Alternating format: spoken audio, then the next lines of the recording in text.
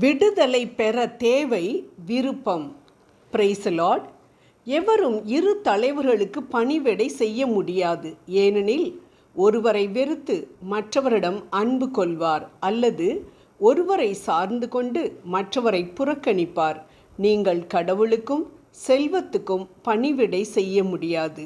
மத்தேயு எழுதிய நற்செய்தி 6வது அதிகாரம் 24வது இறைவார்த்தை.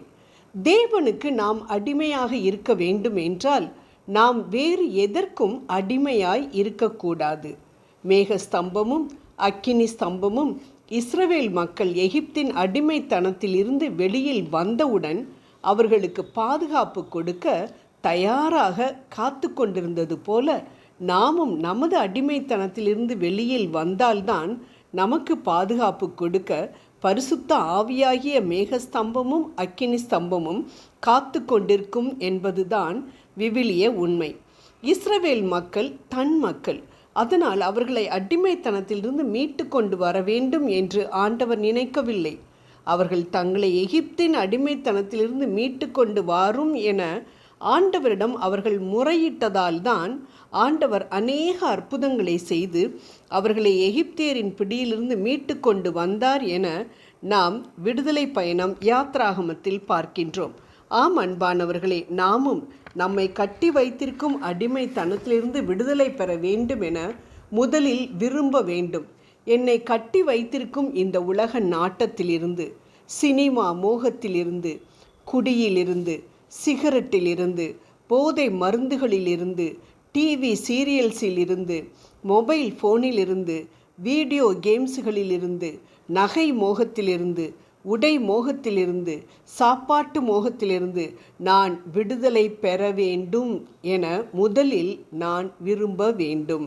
நாம் விரும்பாமல் நமக்காக நமது பங்கு தந்தையோ பாஸ்டரோ பெற்றோர்களோ நம் பிள்ளைகளோ ஜெபம் பண்ணுவதால் நமது விடுதலைக்கான வழி ஆயத்தப்படுத்தப்படுமே தவிர வழி பிறக்காது. ஆனால் நாம் ஜெபித்தால்தான், நாம் விரும்பினால்தான் அந்த வழி நமக்காக திறக்கப்படும். ஆபிரகாம் லோத்துவிற்காக ஜெபித்த பொழுது 2 தூதர்கள் அனுப்பப்படுகின்றனர். ஆனால் லோத்து அவர்களை தன் வீட்டில் தங்குமாறு வருந்தி கேட்டுக்கொண்டதினால்தான் சோதோம் கொமோராவில் இருந்து, அந்த பாவம் நிறைந்த அழிக்கப்பட்ட அந்த சோதோம் கொமோராவில் இருந்து அவனால் தப்பித்து வெளியில் வர முடிந்தது என நாம் தொடக்க நூல் ஆதியாகமம் 19:3 பார்க்கிறோம். ஆம் அன்பானவர்களே, வருந்தி கேட்பவர்களிடம் விரும்பி வருபவர்தான் நம் ஆண்டவர். நம்மை பிடித்து கொண்டிருக்கக்கூடிய பாவ நாட்டங்களிலிருந்து வெளியில் வர வேண்டும் என்றால் அதன் தாக்கத்தை முதலில் நாம் உணர வேண்டும்.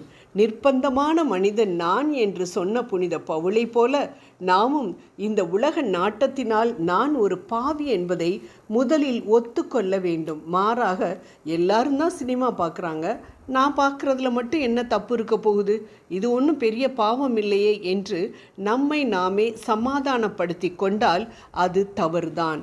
ஆண்டவருக்கு கொடுக்க வேண்டிய நேரத்தை அவருக்கு கொடுக்காமல் அழிந்து போகும் இந்த உலகத்தின் காரியத்திற்காக ஆன்மீக வளர்ச்சிக்கு சிறிதளவேனும் உதவாத, ஆனால் ஆன்மீக வளர்ச்சியை பெரிதளவில் பாதிக்கக்கூடிய இவ்வுலக நாட்டங்களுக்கு கொடுத்தால் அது கடவுளை பகைப்பது என்று யாக்கோபு 4:4 நாம் வாசிக்கின்றோம். மேலும் உலகத்துக்கு சிநேகிதனாய் இருக்க விரும்புகிறவன் தேவனுக்கு பகைஞனாகிறான் என்றும் அவர் சொல்வதை நாம் பார்க்கின்றோம். ஆகவே நம்மை நம் தேவனிடமிருந்து பிரிக்கக்கூடிய உலக நாட்டங்கள் பாவங்களுக்கு வழிவகுக்கின்றன என்பதை முதலில் உணர்ந்து அவற்றிற்காக மனம் வருந்தி அந்த பாவ நாட்டத்திலிருந்து விடுதலை பெற வேண்டும் என விரும்பினால் நிச்சயம் நம் தூய ஆவியானவரின் உதவியுடன் நம்மை கட்டி வைத்திருக்கும் அடிமைத்தனத்திலிருந்து வெளியில் வருவோம் என்பதில் சந்தேகமில்லை.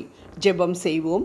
பாவியை வெறுத்து தள்ளாத இயேசுவே, நீர் விடுதலையாக்கினால்தான் நாங்கள் மெய்யாகவே விடுதலையாவோம் என்பதை உணர்ந்து என்னை ஆட்டுவித்து கொண்டிருக்கின்ற இந்த பாவ பழக்க வழக்கங்களிலிருந்து நான் விடுதலை பெற எனக்கு உதவ வேண்டுமென உம்மை மன்றாடுகின்றேன். ஆமென்.